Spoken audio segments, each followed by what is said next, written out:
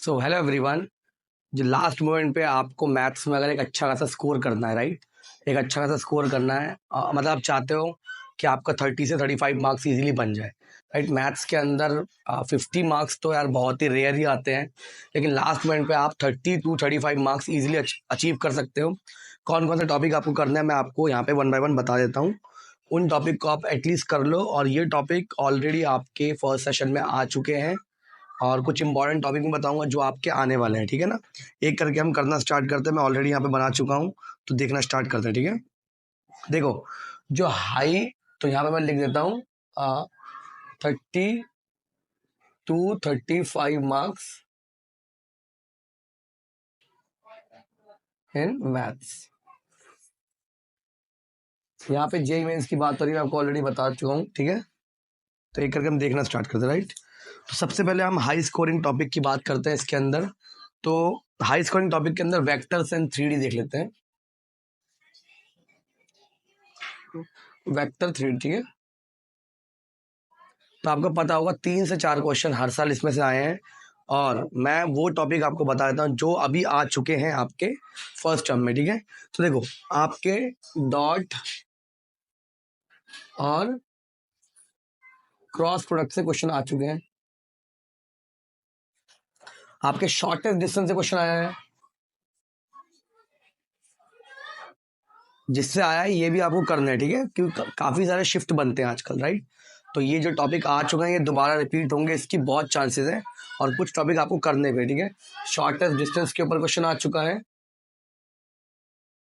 Angle between two vector, angle between two vectors, ये कुछ topic है जो आपके ऑलरेडी आ चुके हैं, और आपको करना क्या है वो भी देख लो। आप इन तीन के अलावा D R and D C of line,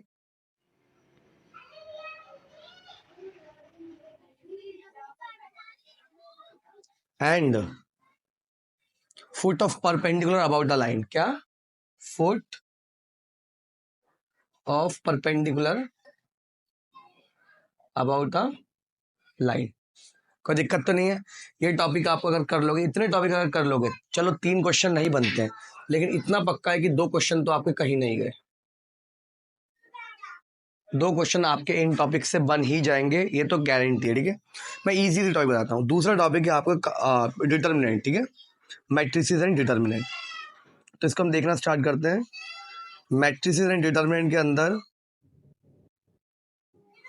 आपको जो टॉपिक आ चुके हैं, राइट, मैट्रिसेस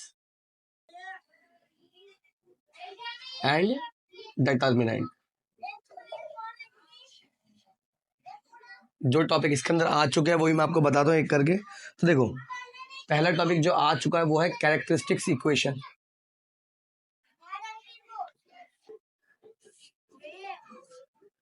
ये टॉपिक आपका आ चुका है क्योंकि ये बहुत इंपॉर्टेंट टॉपिक है, सबसे पहले लोग यही पढ़ते हैं, राइट। उसके बाद क्या है, मैट्रिक्स एप्लीकेशन,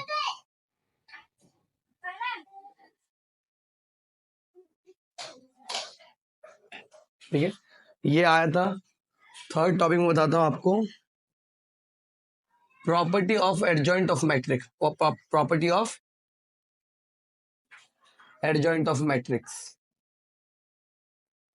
ठीक है। जो टॉपिक मैं आपको लिखवा रहा हूँ ये टॉपिक आपको करने हैं, और ये इंपॉर्टेंट क्योंकि 2 क्वेश्चन इससे आएंगे आपके। और बिलीव मी, ये सब जो है टॉपिक है, ये बहुत ही इजीली करे जा सकते हैं, तो आप आराम से इनको कर सकते हो, ठीक है। और क्या है, और फोर्थ टॉपिक जो आपको करना है वो है system of linear equation, linear equation. I hope आपने ये दोनं उतार लिए होंगे, वेक्टर थ्री डी एंड आपका मैट्रिसेस एंड डिटरमिनेंट, आपने ये, आई होप इसने आपने उतार लिया होगा ये सब, और इसके अंदर ये टॉपिक आपने उतार लिया होगा, ठीक है। अब हम नेक्स्ट टॉपिक की तरफ बढ़ते हैं, ठीक है, एक करके बढ़ना स्टार्ट करते हैं। तो वो है बाइनोमियल थ्योरम।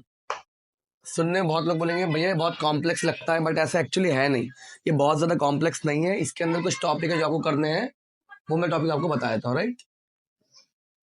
वो टॉपिक जो है मैं लिख देता हूँ यहाँ पे, बाइनोमियल थ्योरम।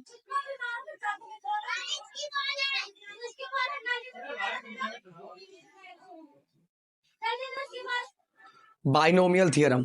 बाइनोमियल थियरम के अंदर आपको सब कुछ नहीं करना है। इसमें क्या क्या क्वेश्चन करना है, इसके अंदर आपको टॉपिक कौन कौन से कर लेने हैं, वो है रिमाइंडर डिविजिबिलिटी थ्योरम, रिमाइंडर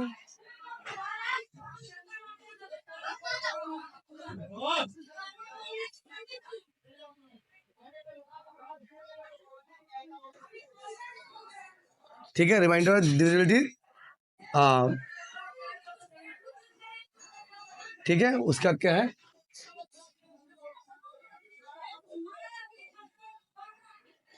उसके बाद है जनरल टर्म,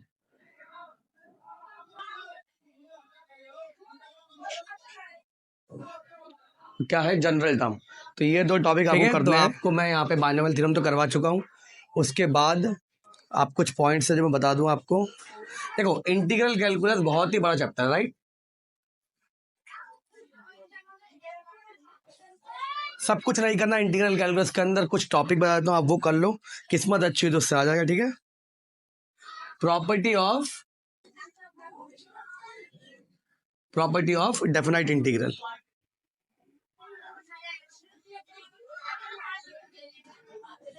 है ना।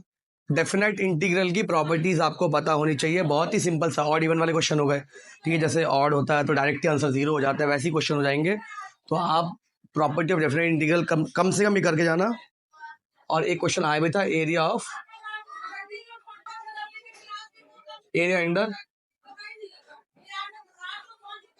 अंडर कर्व, ये भी आपको पता होना चाहिए, ठीक है। ये कुछ क्वेश्चन हो गए और हम देख लेते हैं, ठीक है।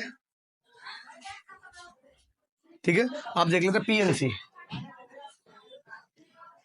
पीएनसी के अंदर क्या है, बेसिक कॉम्बिनेशन बेसिक ऑपरेशन, ठीक है।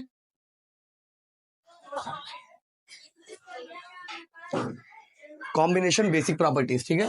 तो हमें कॉम्बिनेशन पता होनी चाहिए बेसिक प्रॉपर्टीज की। एंड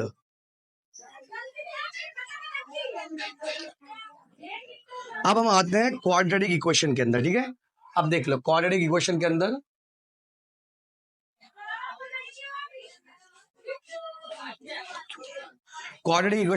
इक्वल रूट वाले क्वेश्चन, और न्यूटन्स फॉर्मूला,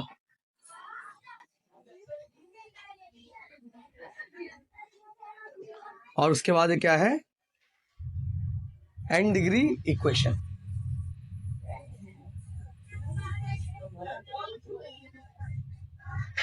आई होप आपने इतना नोट कर लिया होगा।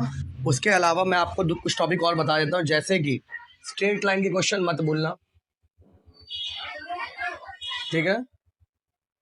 और सर्कल के क्वेश्चन मत भूलना। इन दोनों से आपके 2 से 3 क्वेश्चन तो पक्का बनने वाले। अगर आप कुल कैलकुलेट करोगे इसके अंदर तो डेफिनेटली आपको 30 से 35 मार्क्स इसमें मिल रहे होंगे, नहीं मिलेंगे 25 मार्क्स, जिसके अंदर आपकी इजीली 97% से ऊपर बन जाएगी। इतने टॉपिक आपको करने कहाँ से, only one shot videos and previous year questions, nothing else. कोई नए क्वेश्चन नहीं लगाने, किसी कोचिंग का मॉड्यूल नहीं लगाना है, ठीक है। बस प्रीवियस ईयर क्वेश्चंस करने हैं, कब, वन शॉट वीडियो से सारे कॉन्सेप्ट क्लियर करने के बाद। तो आपका डेफिनेटली आपका ये सारा टॉपिक कवर हो सकता है। और एकदम ही बहुत ही हार्ड कंडीशन में भी, सपोज बहुत ही ज़्यादा एक्सट्रीम पेपर आ गया तो उस केस में भी आपके 25 से 30 मार्क्स कहीं नहीं गए, ठीक है। Thank you so much for watching. इस वीडियो में अगर आपको कुछ भी इंपॉर्टेंट लगा हो या कुछ भी यूजफुल लगा हो तो प्लीज़ इसको लाइक करो और जितना हो सके अपने दोस्त का शेयर करो। Thank you so much for watching.